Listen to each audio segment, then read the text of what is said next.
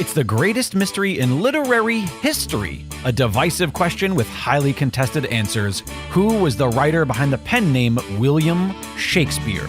Welcome to Don't Quill the Messenger.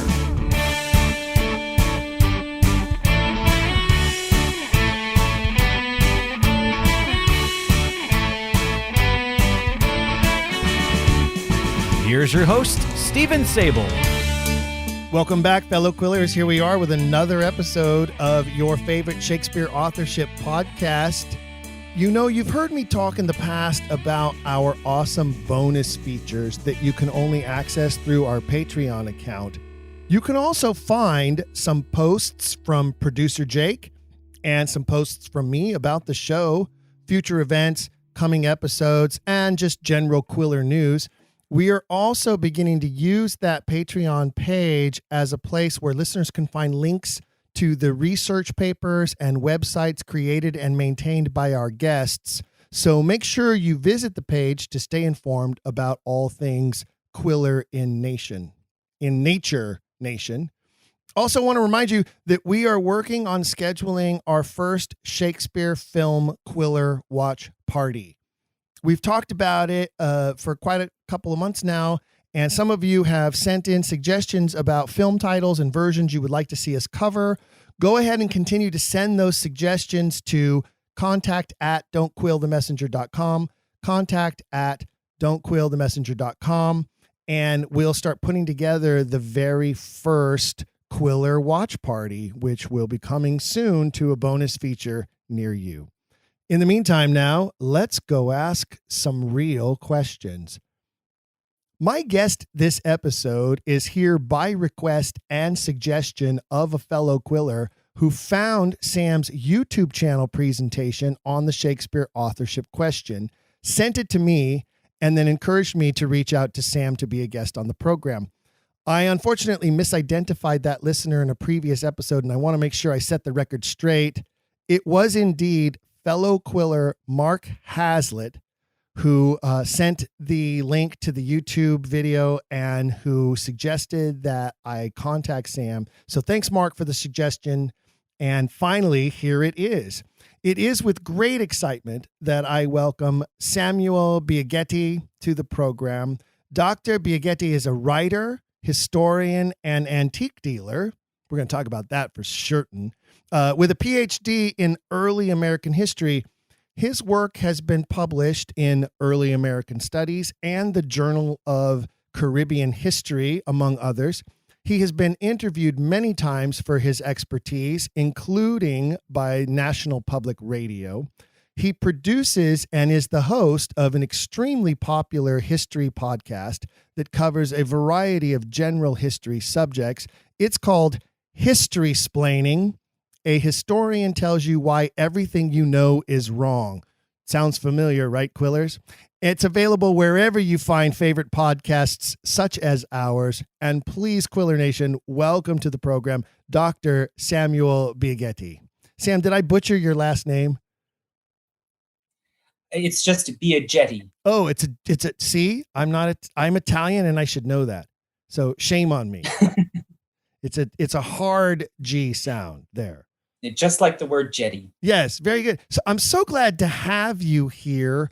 I'd like to begin off the bat by first giving you the opportunity for all the shameless plugs that you possibly need to tell us about your podcast, because I think it's a fabulous podcast, and I think that my listeners will enjoy it as much as your listeners do. I hope your listeners will enjoy our podcast as well. But more importantly, it's a great podcast. You have a lot of fun with it. You insert your personality very deeply into it.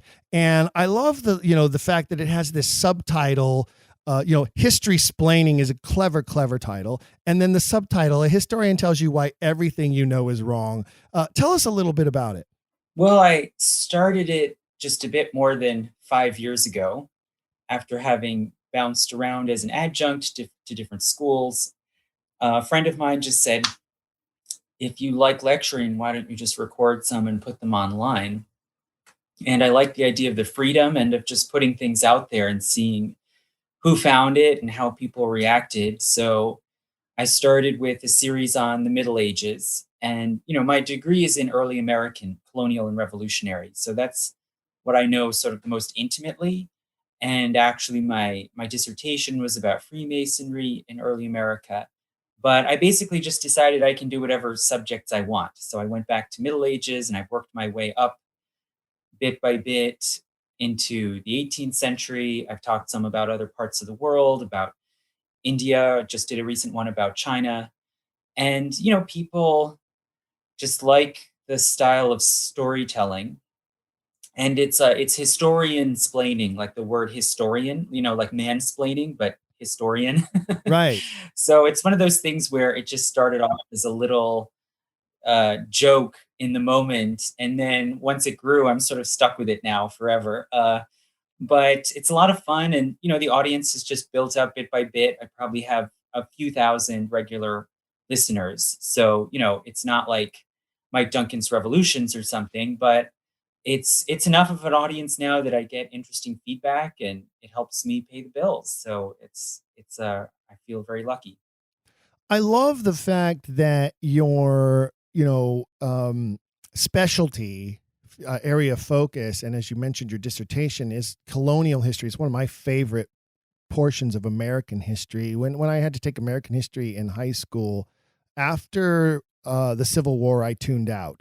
And for some reason in like high school history, they split it up, don't they? They split it up like everything up to 1865 and then everything 1865 after. And it was always the history A was always my favorite part of the American history. But I think, and I believe, and you would know better because you have the PhD in history, but I think that once you have discovered the love for history and have pursued it the way that you have and obtained the extended graduate degrees that you have, that you can pretty much approach any period of history with the same approach and the same methodical study in studying whatever realm and whatever period you decide to delve into. And that's sort of what I'm hearing you say is like the premise of your podcast, no? Yeah, it is. I think that going through training in history, you just sort of learn certain habits and instincts. You learn the number one thing you always learn is before you believe anything, ask what's the source.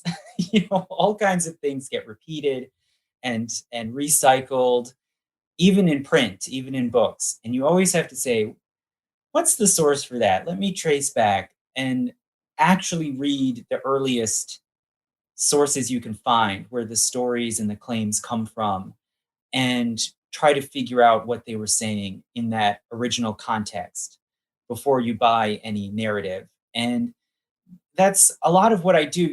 I just tell the stories of what happened, but whenever it's illuminating, I say, here's the actual source we get this from. And I read from the real primary material, the speech, the letter, the journal, or I talk about archaeology. That's something I've gotten into a lot too, is how we reconstruct the past now using artifacts and archaeological finds. So I'm trying to sort of make it transparent that way, right? And it's not necessarily about the methodology, but I'm trying to kind of uncover how we reconstruct our stories about the past.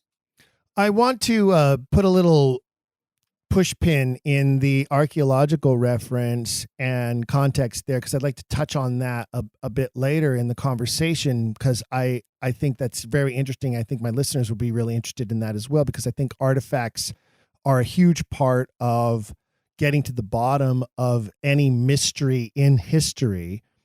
And in fact, sometimes the artifacts create more mystery than they actually answer. But what I'm getting at right now is it seems to me that it's logical, because you're also an antique dealer, that archaeology and artifacts plays a big part in your life. Then is that a good jump there? Yeah, it is. I suppose I wish they played an even bigger part, but I have I actually started dealing antiques with a friend on a small scale while I was in grad school, and have continued it. And it's sort of the other main thing I do now as a line of work. And I don't have a big fancy shop. I've never taken that leap, but I deal here in central Massachusetts, and it's in some ways it's similar. You have to learn when you're obtaining antiques is how to look through piles of junk and notice what stands out, what has quality, what has age, what has an interesting design, and then interpret, and say, what was this made for? What is its style? Can you guess what date it's from? Where in the world it comes from? And get used to those almost reflexive habits of being able to say, oh, this is a mahogany secretary, and this is a mid-century nightstand, and whatever it is, or recognize nickel silver versus real silver versus silver plate, and understand what is this early Art Deco or high Art Deco, and understand what these things meant to people, when they were made and when they were first used, what they symbolized about someone's lifestyle or identity or taste, and how they fit into a context. That's really ultimately what it comes to.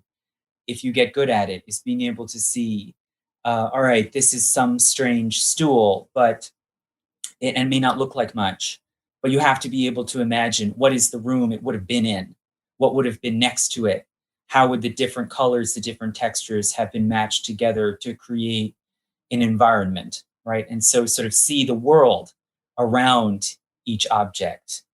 And it is a lot like taking a document and figuring out what is the social world that this document reflects. I love that. That's a wonderful concept and aspect, I think, of what is connective tissue to the Shakespeare authorship question, in that, there are a certain number of documents, there are a certain number of artifacts, there are a certain number of items that have become holy relics that literally are not what they claim to be. And there's been a lot of, speculation, a lot of talk about a lot of that has happened over the last 400 years of since, the works of Shakespeare were written. And so I'm glad to hear you say that you have spent so much time in your life perfecting that skill of being able to look at something and identifying its use, its potential, its environment, its connectivity, and its connective tissue to the realm it came from. Because I think that's part of the secret to answering the mystery of the Shakespeare authorship question, which leads me to ask you, tell me about your first experiences with that great literary mystery. Well, it started in high school.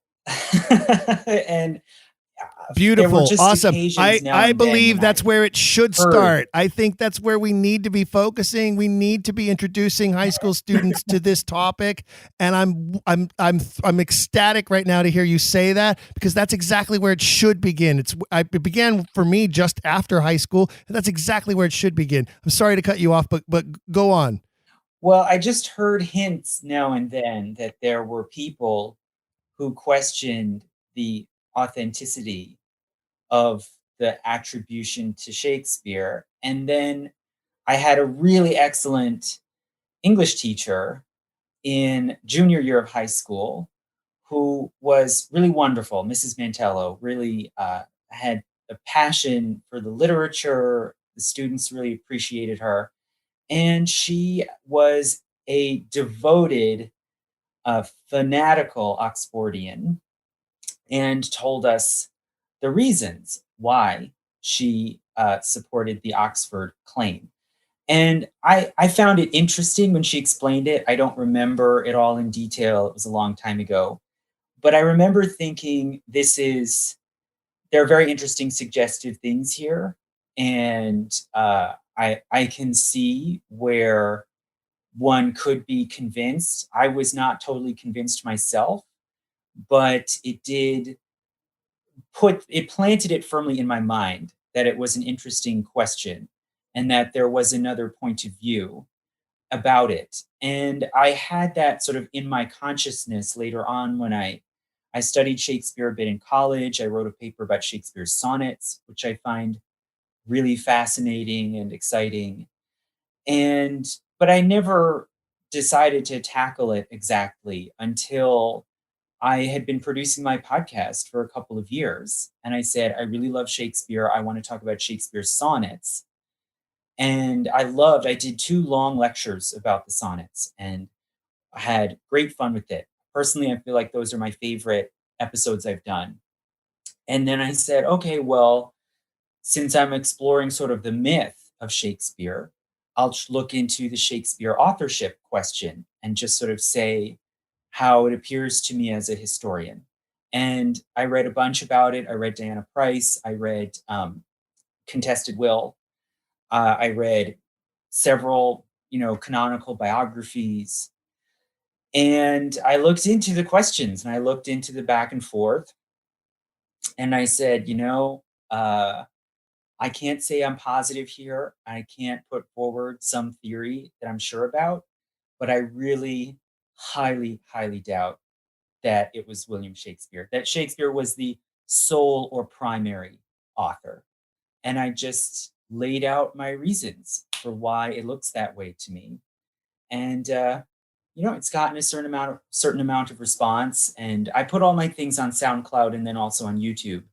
And they're very different platforms. YouTube is the one where certain videos really rise to the top and get much more plays and much more comments than others. And that was one that did get a good number of views and responses.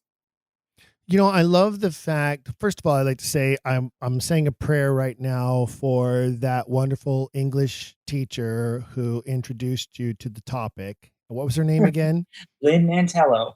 Good, and God bless her, and may Lynn flights Mantello. of angels sing her to her rest, because I'm certain by now she must have joined the heavens.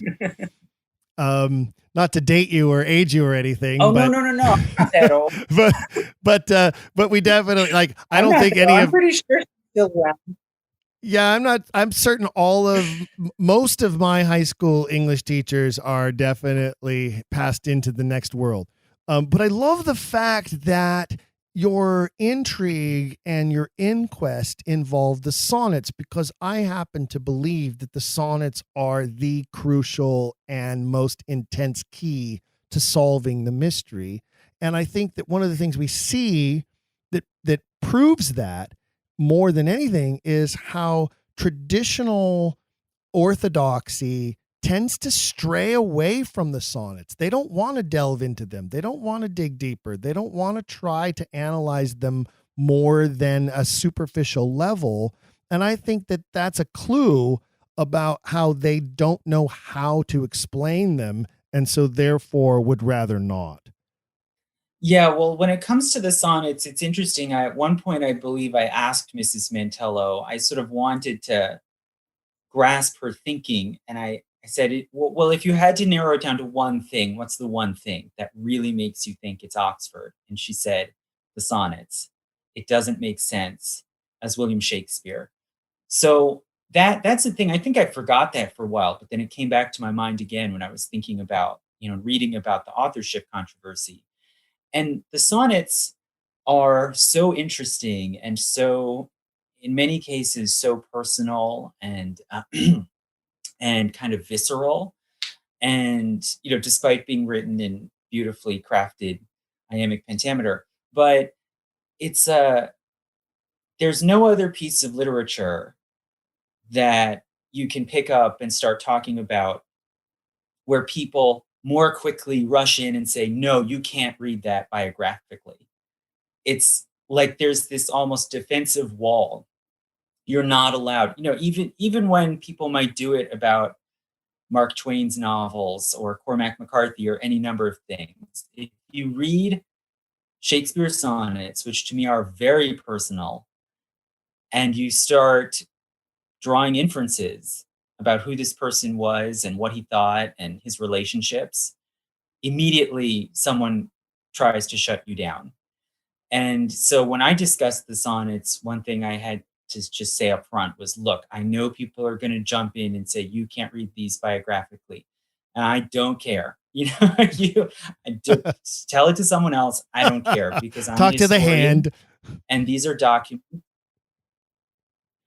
Yeah, talk to the hand. These are documents. They're personal documents. Yes, they're poems. Yes, they're literature.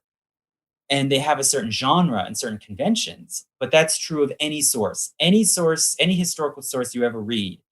There's always a set of conventions behind it. And you always have to take into account the context and the audience.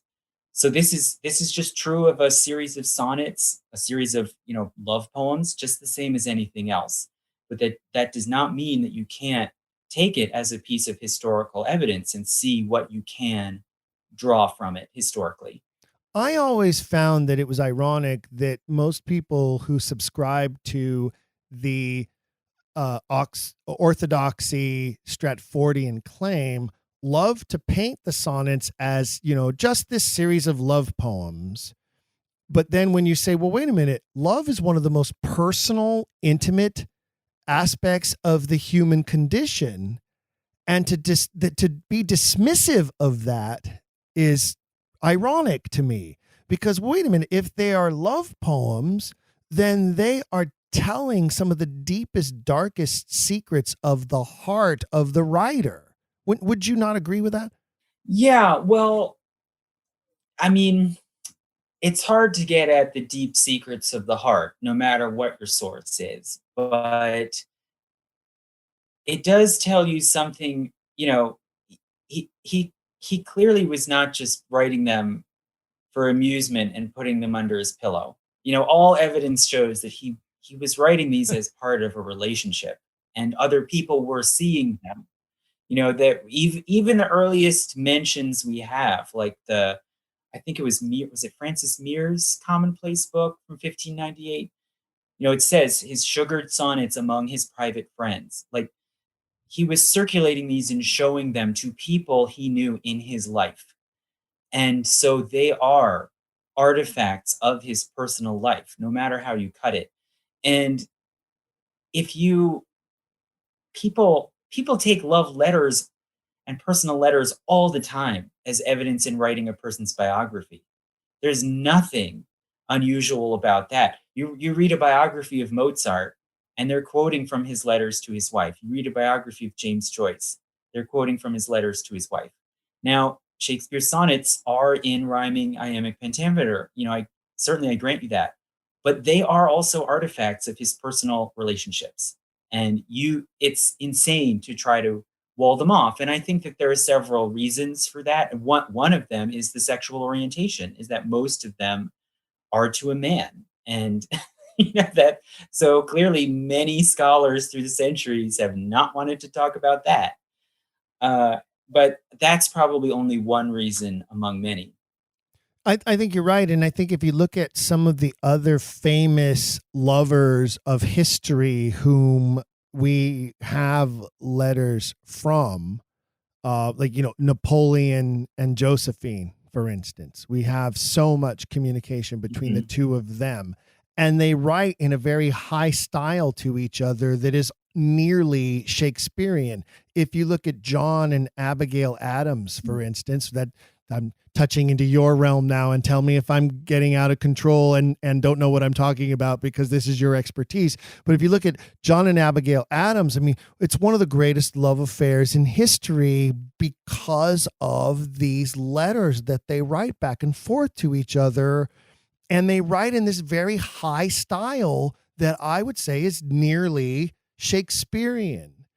And I would like to believe that these are people who read the Shakespearean sonnets, who loved them, and tried to emulate them in some way through their expressions to their highest or best love.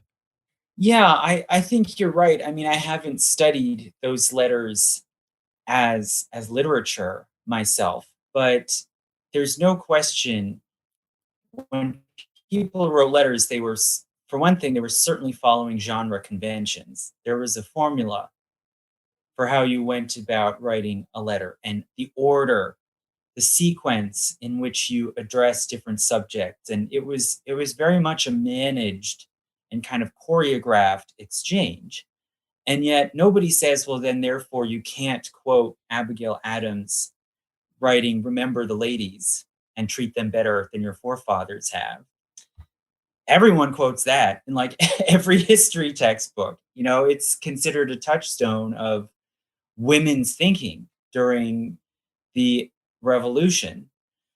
So there's no divide here, I think.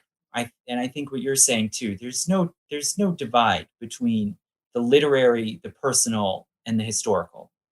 Right there, that those are artificial boundaries. I love that you just said that, because I think you're absolutely right. And I love that you're saying that from your perspective of education and experience and all of your studies, as well as the life you're living now, that these divides that we have artificially created are exactly that, and that all of these areas are as fluid together, including, as you mentioned earlier, history and archaeology have to connect together, and the artifact informs the history, and sometimes the study of the history helps define the artifact. I think that's a fabulous thing for everyone who's listening to this episode right now to consider and think about as they pursue their own journey into the authorship question, and ask their own questions about what it is that's important to them, and most specifically, their analysis of the sonnets. I would like to kind of shift gears for a minute, because you've mentioned a couple of times, and I mentioned at the top of the program, that it was your YouTube video on this subject that led Mark Hazlitt, one of our loyal fellow Quiller listeners, to suggest that I ask you to be a guest on the program, and that you've mentioned has received a certain amount of attention and viewership and feedback. Can you just give the listening audience a little bit of a glimpse into what they will view when they go and click on that? And I'll be making sure to share that link for all of them to find. Well, I should say it's only an audio lecture, and I just attached an image to it, which I can talk about in a minute. So it's not really a full video. You know, YouTube is just, it's a place where you can also upload audio, and whoever is interested will listen to it. Yes. Oh, absolutely. I understand it. And I've viewed it, quote unquote, viewed it. So yes, I get that. I understand that. But I think my listeners are intrigued with this topic so much that they don't necessarily need a visual. And in fact, one of the reasons why my listening audience continues to grow the way that it does is because they can listen to this podcast wherever and doing whatever. And so with your YouTube video, as you say, is really more of an audio, they can do that. They don't have to worry about the visuals. You don't have to stop what you're doing. You can continue gardening, working out, driving to work, whatever it is, put it on your phone, play it through your car audio, whatever. So yeah, you're right. I should have prefaced that.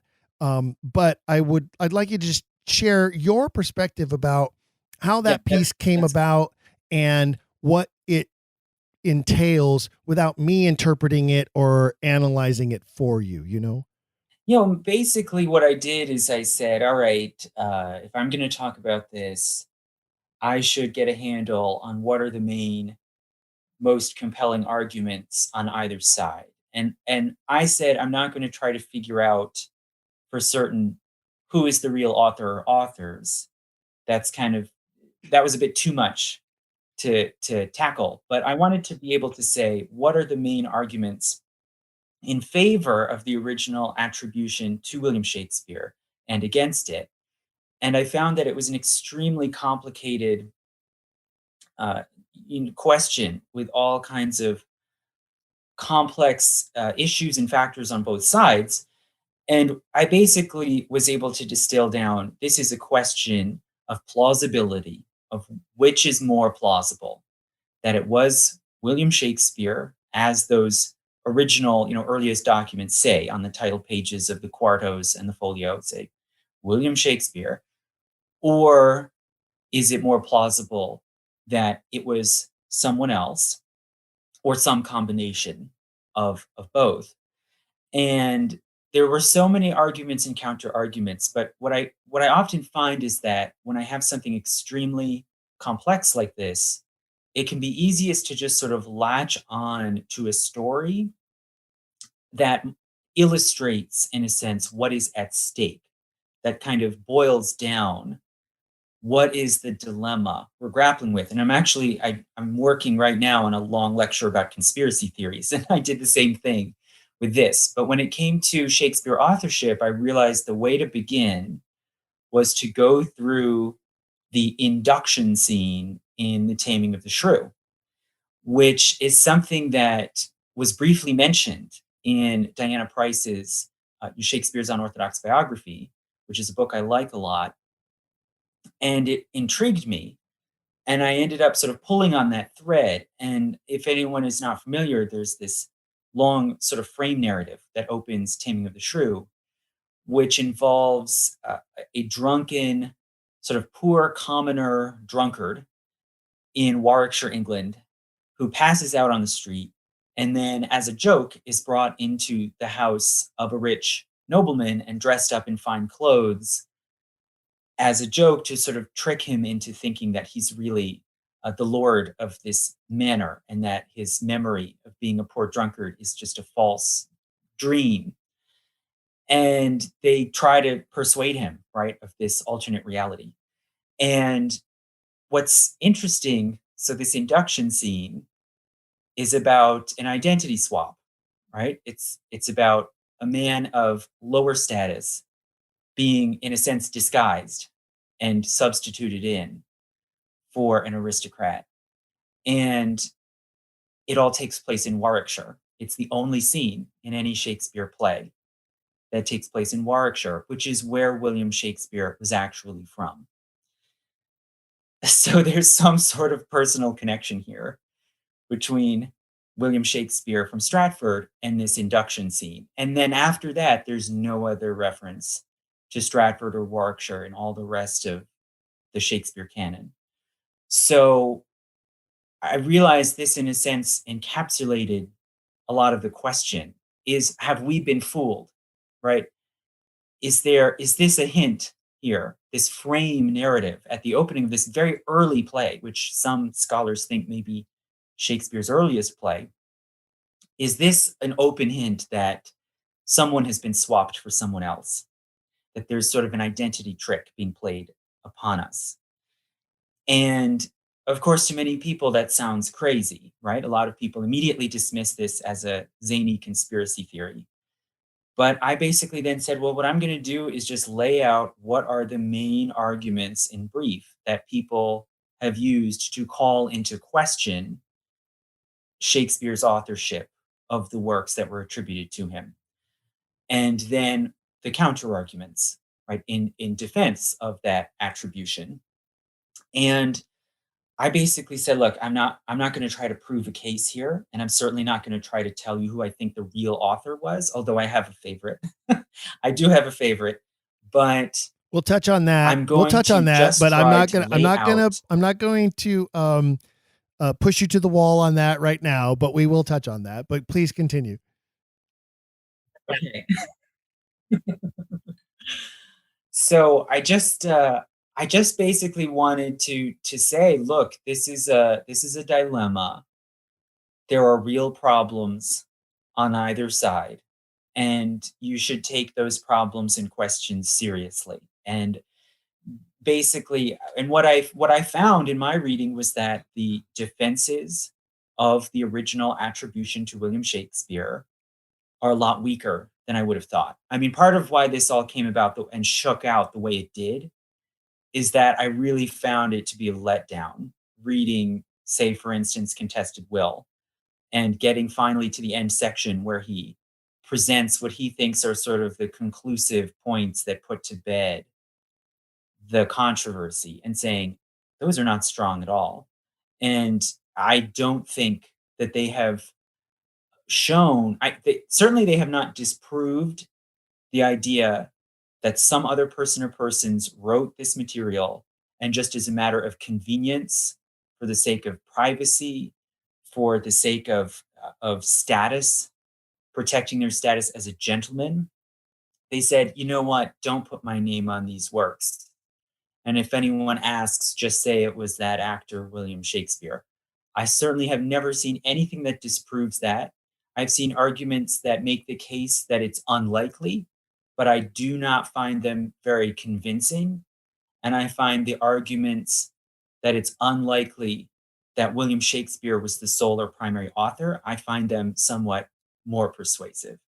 I think, to me, it does not strike me as believable that this individual, who had, as far as we know, no higher education, no tutors, never traveled abroad, was never taught the living languages of continental Europe, that he produced this work while running a commodities and real estate business and an acting troupe and acting in the plays, and that there's not a single surviving manuscript, not a letter, not a journal, not a commonplace book, nothing.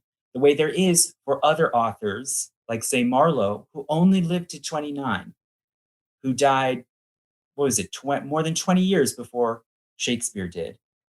To me, that is more implausible than the alternative. So that's basically the conclusion I came to. But once again, my goal was not to prove my view. It was to show the arguments and what's at stake. I think that's crucially important. And it's one of the reasons why I'm so thrilled to have you as a guest on this program, because I think more and more people need to listen to those who have been trained in this type of study. And I don't mean the study of literature, I mean the study of history, and to look through the ages at what has been the norm and what has been the commonplace, as opposed to what has been the extreme. And as soon as you find an extreme, you have no choice but to question, why is there an extreme? Is the extreme for real, or is it some sort of spun legend or myth? And I think throughout history, we can look at, date all the way back to, pick any culture, date back to the Greeks, date back to the Romans, date back to the Norsemen, whatever, the Egyptians, whatever culture, you're going to find a line that is eventually drawn in the sand, pardon the pun after mentioning Egypt, where you go, okay, this is all myth and legend, and this is all history. This is myth and legend based on some history and glorified and melodramatized, right? And I think what most people have to come to terms with when they look at this issue is there's a lot of mythology involved here. Yeah, for certain. And, a lot of us have these images about Shakespeare in the Mermaid Tavern and yucking it up with Ben Jonson. And that's all from decades later. And some of those things may be true. Certainly William Shakespeare from Stratford and Ben Jonson were acquainted with each other. They knew of each other. It doesn't seem like they liked each other very much. And even if these much later stories about Shakespeare and Jonson hanging out in the tavern and having, sparring with each other, even if those are true, that doesn't mean necessarily that Shakespeare was really the author or the sole author or the primary author. And we have a false image. There's this sort of trumped up, mythologized image that we have this sort of rich picture of William Shakespeare and who he was. And we really don't. What we have are some legal documents, his marriage, his will, business documents, contracts, and we have stories and anecdotes from years later. That's it. We don't have any of his own writings. We do not have comments on his person, his personality, his character from his contemporaries. If you actually focus in on the contemporary documents, it's a very spare picture, and it's mainly a picture of a businessman, really, someone who was involved in money lending, real estate, and to some degree putting on plays. There's nothing about his literary life, about how he wrote or what he read. All of that, ironically, is inferred based on the writings. And people sometimes say, oh, well, look at his erudition and his familiarity with the classics and his and with continental literature. And defenders of the original attribution will say, well, he went to the grammar school in Stratford and he would have learned those things in the grammar school. Well, number one, we don't know for certain that he went to the grammar school. We inferred that. The records are not there. And we don't know that he learned all these things taught in the Stratford Grammar School. We infer that from the writings, right? So it's like that's within bounds. You can take inferences from his writings and infer about his life and his experiences as long as you're keeping it with the original attribution. But it's out of bounds if you infer things like, okay, he clearly went to Italy. He clearly had friends and informants from Venice, and he clearly knew Spanish. All these additional things that you infer from the writings are sort of shunted aside, and you say, no, you can't. We can't know about his biography from the writings. So there's a double standard there, right? And a lot of it is it's this very selective reconstruction of our sort of picture of Shakespeare the Bard, when the original documents really tell us very little about him and more about his business career and basically nothing about his literary or theatrical life. What do you feel could be the historical ramifications of the potential solving of this great literary mystery?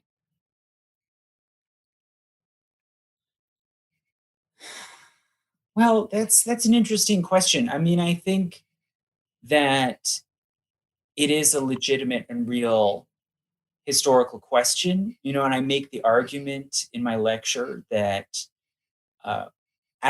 if you're purely interested in the beauty and quality of the works, you can choose to say, I don't care. And that's fine. I respect that. But it is a real historical question because we need to understand how it came about that this person wrote the greatest works in the English language. What sort of schooling did they have or not have? Who did they collaborate with? Nobody says, oh, it doesn't matter that he collaborated with Fletcher or Kidd or Marlowe, now that those studies are being done and they're reconstructing who he was working with on certain plays. Nobody brushes that aside and says it doesn't matter. So then doesn't it matter who the actual primary author was and what his or her experiences were? Had they been to Europe? Did they go to university? Did they have a tutor? Were they at court? There's a lot about politics and power and kingship. What kind of was this all just filtered through Raphael Holinshed's chronicles, or was this person really there in the political thick of it of their own time? This is just the same as we want to understand how did Michelangelo paint the ceiling of the Sistine Chapel. I think we legitimately want to know, how did someone write these plays and these poems? And it may be that it was a person of the upper class. I think it probably was. I think it was someone who was very much exposed to the pastimes, the ideas, the interests of the Elizabethan upper class, their tastes, but could also write for the populace too, had that kind of talent. If it's true that it was someone who only went to a grammar school, that raises a lot of questions. How did this person master these different vocabularies, these different languages, these different subject matters, while living apparently the life of a businessman at the same time? To me, it seems super far-fetched. But if it's true, that too is a historical phenomenon we need to understand. When I teach young people the art and the craft of theater, and oftentimes we'll deal with a text that has dialectual dialogue, and we'll talk about the importance of dialectual dialogue. And many students find dialect very difficult to master because it's so foreign to them. And that's literally, of course, it's foreign to them. It's a dialect. And when you look at the Shakespearean canon, you find a variety of dialectual dialogue in the canon that would indicate that the writer is familiar with those dialects and has therefore mastered or at least absorbed a certain level of ability with the languages that influence and then create those dialects. There are certain ways that certain people from other countries say certain words when English is their second language. And this writer tends to master that in ways that only someone, in my mind, who actually speaks those languages and has been exposed to people who speak those languages as their first language and have then adopted English as a second, or in most cases, third, fourth, or fifth language. And I think that's another key that you find, and that's very paleontological, isn't it? Did I just say that word wrong? I probably did. Paleontological. Yeah, well, I mean, philology, tracing out how did words evolve and come about and come together is a discipline that basically arose alongside archaeology, right? It in a lot of ways they're the same kind of way of tackling the world, right? Seeing, uncovering the layers. How did this thing end up here? When did this word join up with this one? When did it come from French, from Italian? How was it transformed? It's a similar sort of discipline. And one thing that strikes me often is when you look for the histories of words and phrases in English, how often the first citation in the etymological dictionary is Shakespeare. He was bringing in, he had such a rich verbal imagination and a verbal ear, right? That he could, like you're saying, he could pick up, here's an Italian word that means something in Italian. I can just slightly change it so it becomes an English word, but it brings in some of those same connotations and associations that have never attached to any other word in English. You're absolutely right. Like I tell actors all the time, I say, back in the old days, because I'm old enough to remember having a dramaturge on set, right, who was in rehearsal, who you would go to and say, tell me what this word means, tell me where it comes from. And they're the ones who would do the research and then bring it back for you. And now today we have Google. Google's the greatest dramaturgical device in the history of ever. And you're right. And I tell actors all the time, I said, don't be surprised when you look up a word that is in your Shakespearean text and the only thing it says to you is that the first origin of the word is your saying it in this play as this character.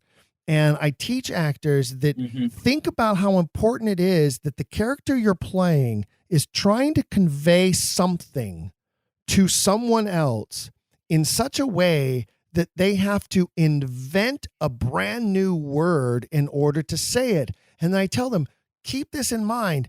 In Shakespeare's mind, Shakespeare is not inventing the word. In Shakespeare's mind, whoever Shakespeare is, the character is inventing the word because it's the character who's speaking and who chooses to use this word at this moment right now. And I watch actors like light bulbs go off in their brains and it blows their minds as they realize, oh my goodness, this is so important to my character that they are inventing new language to convey their thoughts and emotions. Yeah. Like assassination in Macbeth is probably my favorite one. Or maybe I should say the Scottish play. I don't know. No, we're out of bounds here. No, we're not on stage. It's okay. And P.S. I don't subscribe to that superstition anyway. There's so many superstitions in the theater that are debunked by practicality, and Macbeth is one of them. I could do an entire episode just on why Macbeth is considered quote unquote cursed, but actually is not cursed. Good to know.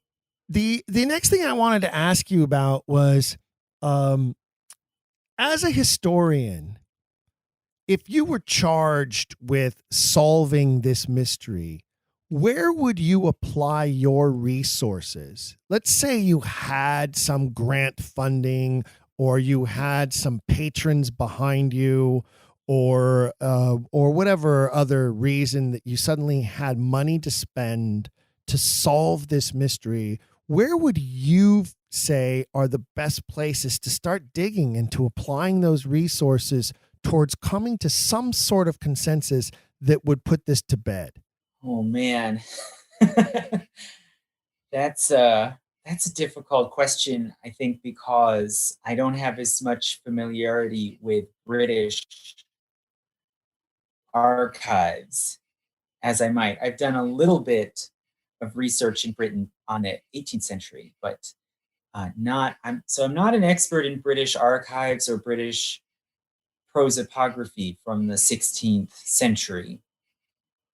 But I think that, to me, the most fruitful thing, I look at Shakespeare alongside other authors, and I really appreciate what Diana Price did, just laying out what are the surviving manuscript and texts from writers, from Kidd, from Peel, from Marlowe, from Fletcher. And typically there are things surviving. And even if we assume the original attribution is correct, if we just hypothetically assume that, there is the section of the play about Thomas More, which most scholars think was written by Shakespeare in quotation marks. And that would be one literary manuscript from him. Although, of course, it's not really evidence one way or another because, we're trying to determine who was Shakespeare. So I would say go out there, figure out some suspects, Oxford, Derby, and throw in a few for control. Just random, well-to-do sometime courtiers who had some sign of literary interest, and say, what could possibly be lying around? What is in the family connections? Can we get a family Bible? Can we get anything that they might have left to the church? Anything that might have ended up in the British Library? And just look for anything, marginal notes, quick jottings at the back of a book, and like the sort of thing that's been done with the Oxford Bible, which, I have not looked into or studied deeply myself, but try to just see if you can call anything suggesting that there was somebody who had a literary interest and produced some sort of manuscript somewhere. Because I tend to think there has to be something out there. And often, if you think of the religious testament of John Shakespeare, William Shakespeare's father, somebody just found that stuck in the rafters of the house in Stratford. Like, and you can't, there's no way to guarantee you're going to make a find like that. But the more you look, the more chance there is. And the thing is, when it comes to William Shakespeare of Stratford-upon-Avon, he has been the subject. I'm trying to remember exactly who wrote this. It was a 19th century critic said, there has been a greater battery of research directed at that man than at any other human in history. And it's come up with just about nothing. So I say just divert some of that stream somewhere else. Look in the houses, look in the libraries, anywhere, the church registers, and see if the results start to look different. If it's even just a tenth of what's been done with respect to William Shakespeare of Stratford, I think it would probably come up with something. And we'd be able to say, hey, who knows? Here's a draft of the opening monologue of Romeo and Juliet, or here's some sonnets. Those sonnets were somewhere. Okay, somebody had those manuscripts. They were circulating. And at some point, somebody collected enough of them to publish his book in 1609. But I bet there's something out there. It's just we have exhausted the William Shakespeare target.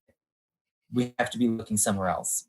I absolutely agree with you. And so then, the next thing I would ask you is, what do you think is the key to convincing other historians that this is a topic worth pursuing and spending an effort on researching? How can we inspire young historians, perhaps new doctoral candidates, to choose this area of focus and make a potential name for themselves through their potential new discoveries? Well, that's a good question. I mean, it involves the weighing of all kinds of factors of risk and reward. But if you consider this question about Shakespeare authorship continues to pull people in, it continues to interest people, it continues to dog the field of Shakespeare studies, which I think is valid. And in combination with the fact that there are many authorship questions, the Shakespeare authorship question is not the only authorship question. There's a lot of anonymous material out there. There's a lot of pseudonymous material. Plenty of Elizabethan and Jacobean literature is still of unknown authorship. If you think of the Spanish tragedy, which I mentioned in my lecture, that was anonymous and the authorship was unknown for about 200 years until someone found a little small note in somebody's commonplace book. Who knew that it was Kidd, right? And so that was, and that may not be of the same magnitude as identifying the primary author of the works of Shakespeare, but it's significant. Even so what I'm saying is there's really a gold mine of many mysteries to be solved in literary history that are interesting, are valid, are historically significant, and that are valuable because of people's love and appreciation of the art and the literature. And so while it may seem sort of crazy or certainly outside the mainstream to be looking for our culprit, there's a real good chance you're going to make wonderful discoveries of other sorts, even along the way. That's a beautiful commentary on that and great advice to anyone out there who is studying history and who would like to be the cause of some sort of paradigm shift in how we understand some historical context or reference.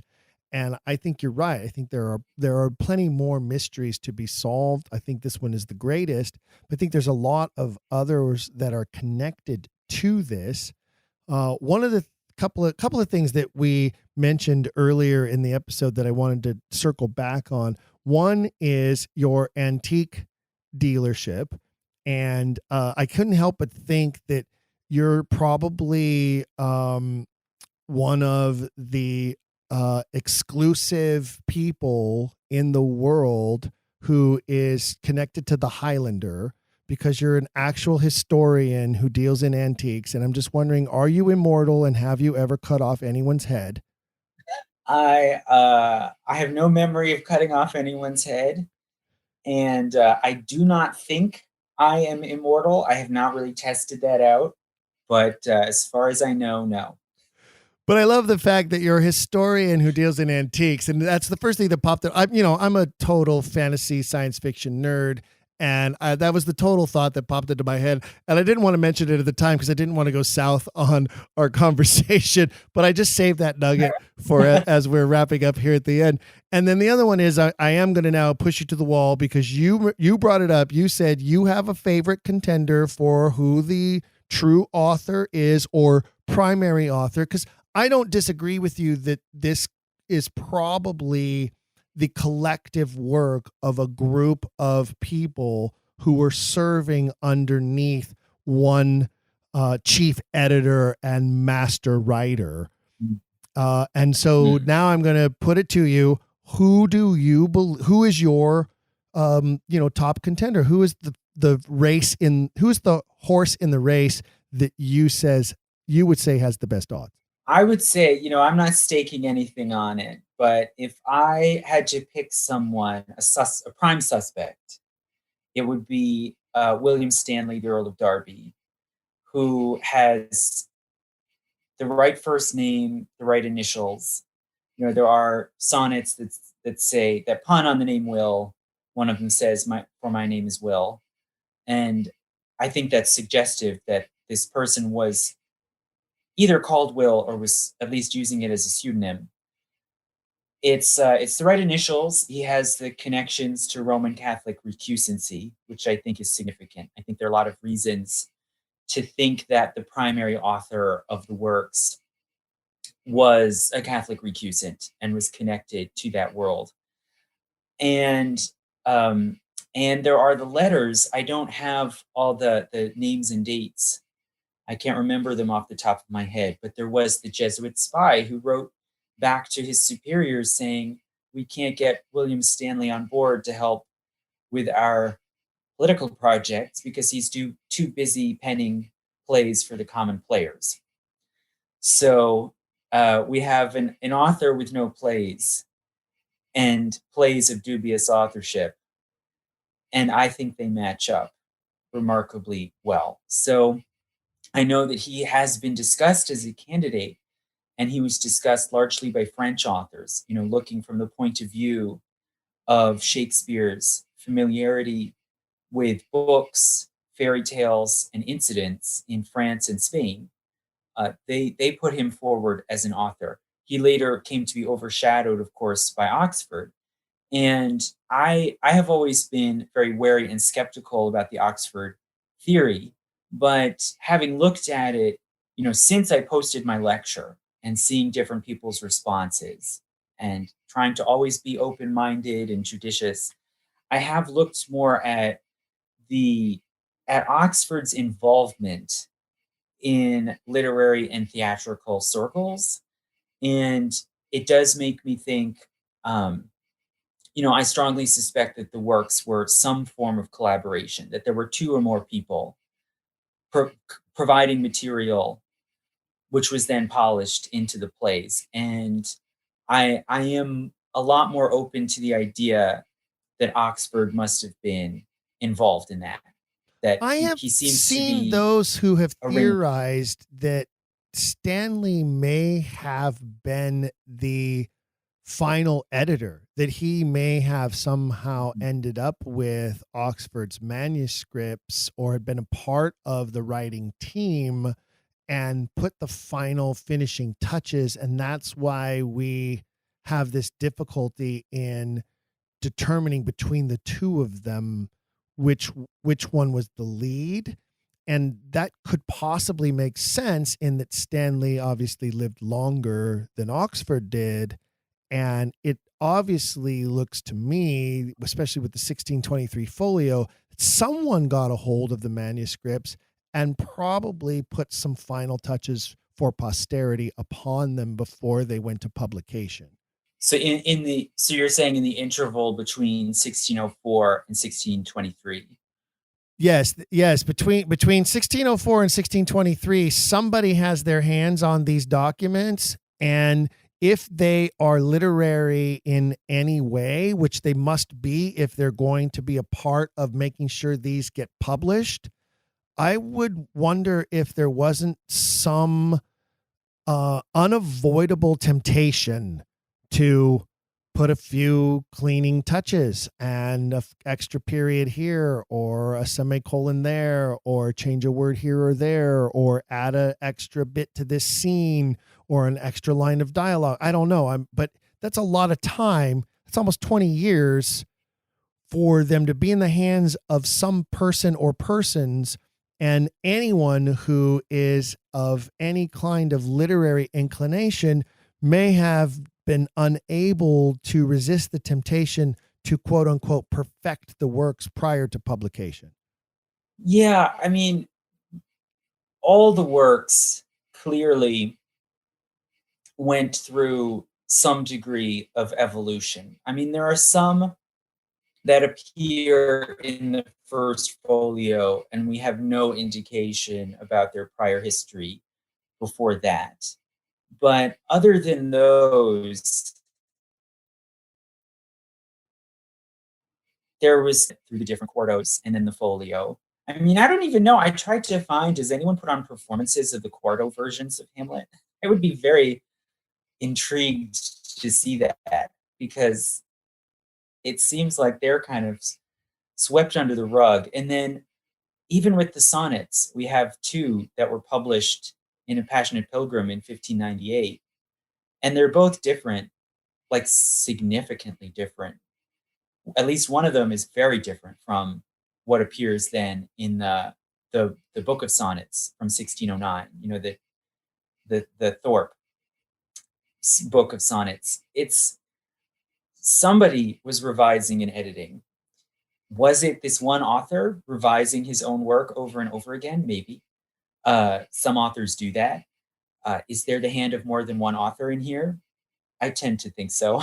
I tend to think these, like I said in my lecture, if we've established that some of the works that originally were attributed just to William Shakespeare were definitely not just written solely by William Shakespeare, if some of them are co-authored works, how do we know that's not true of all of them? And couldn't that open up and explain the different kinds of material, the different references, the different sources that we see being woven in to these works? And doesn't it open up then, although, critics would say, oh, but then you could say anything. Yeah, well, you could say anything, but many things are possible. And it opens up the door to different roles and contributions by different writers. I would say from my point of view, I sort of tried to zero in and say, if it was someone else, if we suppose it was someone else other than William Shakespeare, what are the key things we want to see? The education, the travel to Europe, the literary interest, the theatrical interest, the Catholic recusancy, hopefully some indication that they wrote plays. And to me, those things point to, and the name Will, those things point to the Earl of Derby. Now, I have not explored fully the arguments for Oxford. One of the main reasons I've been skeptical is because coming into this, I do think that some of the plays were written later than 1604. I do think that The Tempest, The Winter's Tale are later than that.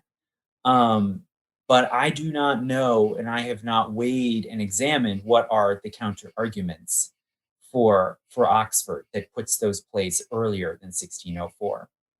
Well, and I would say that the solution to that problem is that if those manuscripts were in the hands of someone who lived, say, until 1642, which the William Stanley, Earl of Derby, I believe somewhere around the 1640s, I want to say. 20 years. Anyway, he lives 20 years after the first folio is out there. So I would say that if there is this final editor, if there is somebody who's, adding in a few touches here or there, especially if that person is trying to make sure that no one knows who the real author ever was, that would be a real good way to throw people off the scent, throw people off the trail. And so in getting back to your area of sleuthing, as so to speak, if we're going to be the Sherlock Holmes of this mystery, and we believe that this had to be the work of a collective group of awesome writers, then the easiest thing to ask is, okay, where do we find such a group? Who do we know paid a group of writers to work with him or beneath him or in conjunction with him or serve as secretaries to him? And I think that's one of the key reasons why Edward de Vere rises to the top is he is the greatest candidate for someone who paid a collective group of talented men to work with him on something, what was it? And if that was his approach while he lived, why would that approach not be considered okay for those who inherited the works and had them in their possession for another almost 20 years before some of them are ever published? Maybe that person also had a collective group of writers who continued to work on them and perfect them and make them ready for publication. I've often used the analogy of the Algonquin Club. And I think what we're dealing with here is an Elizabethan Algonquin Club. Who was the head of that club? That's what we need to find out. Yeah, and I think that the circle around Oxford is a really compelling reason to look there. I do think that's undeniable. Well, I'm so thrilled that, and I'll give him credit again, Mark Hazlitt, one of our loyal listeners, who's been a listener for a very long time. He came upon your YouTube video, sent me an email with a link to that video, said to me, you should get this guy on the air. And I'm so glad that Mark did that and that I was able to reach out to you, Sam, and that we've been able to connect and have this conversation. It's been a long time coming, but that is the way things happen with busy people. But I'm so glad that you have taken the time to join us for this episode, to share your experience with the authorship question, your approach to it as a historian, and the things that you have shared, I know, are going to cause our listeners to deep dive even further into some of the questions that they have. Before we wrap things up, please tell everyone how they can find you, your work, your podcast. You can do it better than I can. Let them know where to find you. So it's just called Historiansplaining, just like the word historian and then SPL, splaining. And I always post first on SoundCloud, so you can find it there. It's also on it feeds automatically into Apple Podcasts, Stitcher, Podbean, all of the above. So you can follow on whichever platform you like to use, as well as YouTube. I always post them also on YouTube within a day or two. And if you can help to support them, most of my material I like to just post publicly so anyone can hear it. But I also occasionally have some on Patreon for patrons only. And again, I like to share with as many people as possible. So if you can go to Historiansplaining on Patreon and sign up to support, even for just $1 a month, you can get all the materials, including patron-only materials, including I'm working on one now that'll be for patrons, which is about conspiracy theories, examining the historical significance of conspiracy theories. I am going to put on my tinfoil hat before I subscribe and listen to that episode. Wonderful. Thank you so much again, Sam, for joining us. Again, ladies and gentlemen, it is Historiansplaining. And as Sam mentioned, he came up with that very clever title, and now he has to own it. But there is a subtitle, and I think it's important. It's A Historian Tells You Why Everything You Know Is Wrong. And I think that sums up a lot about the Shakespeare authorship question, is that much of what we know is wrong. And that's why I continue to encourage everyone to keep asking questions about this topic. Don't forget, Quillers, to visit our own Don't Quill the Messenger Patreon page to find regular updates about the show, bonus features, special benefits, new merchandise, further details about our guests and their work, including some links to what Sam is working on and more. As always, we thank you all for your continued support of the program. We believe we are making a major change year after year. Now in our 4th season, that pales compared to Sam, who's got more than 5 seasons under his belt. But the Quiller Nation continues to grow, and more people discover the authorship question by listening to this podcast, and that's with the help of all of your support. Remember, this mystery is open for everyone and anyone to solve. Not one of us came to this issue as a fully formed post-Stratfordian. It's a continual journey that is so personal and unique to each of us, which is why I have always espoused that every quiller needs to ask their own questions. It's okay to look under the same rock that others have looked under to seek new clues. It's not only okay, but it's imperative that we all question every bit that has been presented before. There are no authorities on this topic. Do not allow that to dissuade you from digging, finding, creating new theories, new ideas, and proposing new areas of research and investigation. Let's invite everyone to the party, and let's make sure they all feel welcome to the party, no matter how new they are to this journey or the details of how we all got here. Let's keep this conversation going. Once again, I'd like to thank my guest, Dr. Samuel Biagetti. See, I can learn. Sam, it has been such a pleasure. Thank you. Thank you. It's been a pleasure for me. Thank you for asking me. Before we completely wrap up today, I want to share the exciting news that Don't Quill the Messenger is going to England. That's right. Yours truly will be in attendance at the October 22nd De Vere Society Autumn Meeting at Hatfield House with the theme of Shakespeare and the Cecils. If you haven't already visited the DVS website to look at the scheduled program of presentations and entertainment that they have put together, you should take a look. It is going to be a very exciting day, and I am very excited to be going and to be in attendance on that day. I'm going to spend a couple of extra days while I'm there so that I can meet with some prominent post-Stratfordians to capture a few exciting episodes of the podcast. And I'll be capturing and commenting on some of the events of the day for a special bonus feature as well. Be sure to pay attention to our Patreon page for details about the coming UK DVS series of episodes that I will be preparing for your listening enjoyment, as well as other future episodes that are in the works. So many of you have written to me to suggest future episodes, and I promise that I am paying attention and doing my best to address those requests.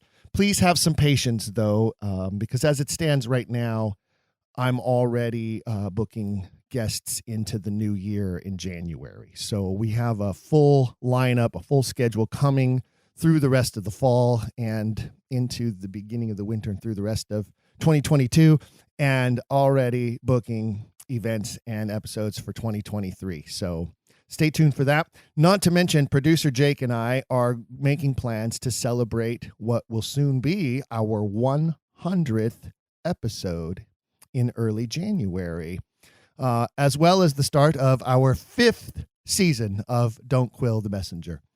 Our listener numbers continue to grow every month, and we are extremely proud to report to you all that in September 2022, we surpassed 100,000 lifetime individual episode downloads.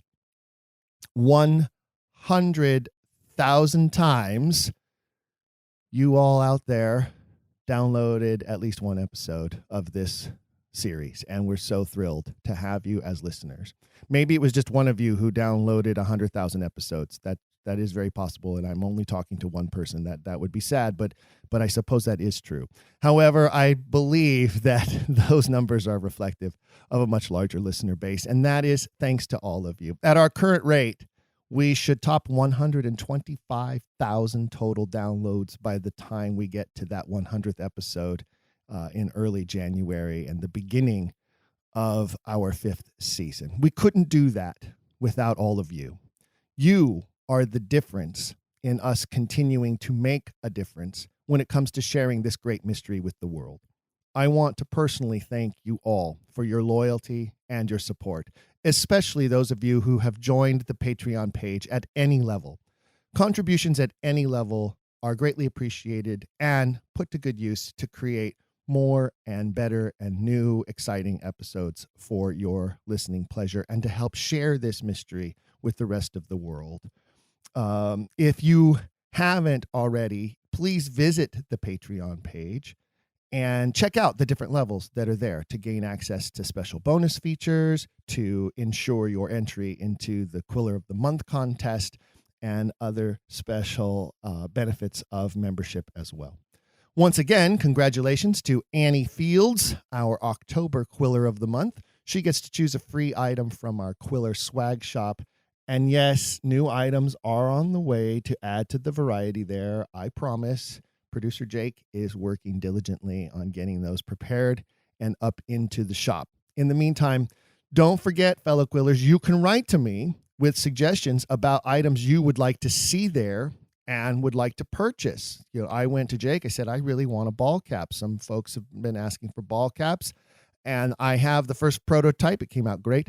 That will be up there on the shop list very soon and available to all of you in a variety of colors and styles. So watch for that. And anything else that you think we should add there, please go ahead and write to me and let me know. Also, let me know your thoughts. Let me know your concerns. Share your criticisms. I love to hear from the naysayers out there or the critics out there who have something to share, something that they suggest could improve the show, something that we missed in an episode with a guest and why we should have that guest come back, an alternate guest that we should have to give a different side of the same position or story or research. Please send me all of that. Send your suggestions about the show by sending your email directly to me at contact@don'tquillthepodcast.com. contact@don'tquillthepodcast.com.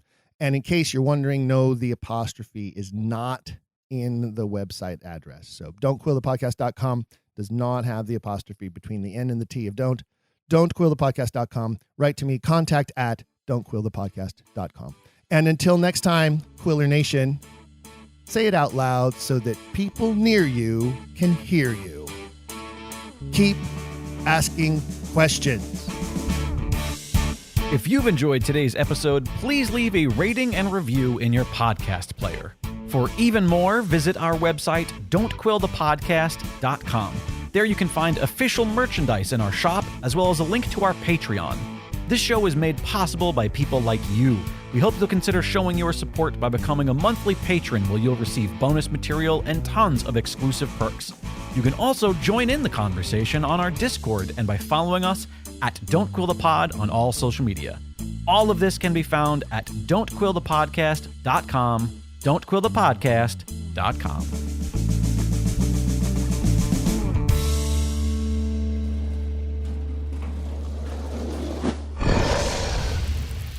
It's Dragon Wagon.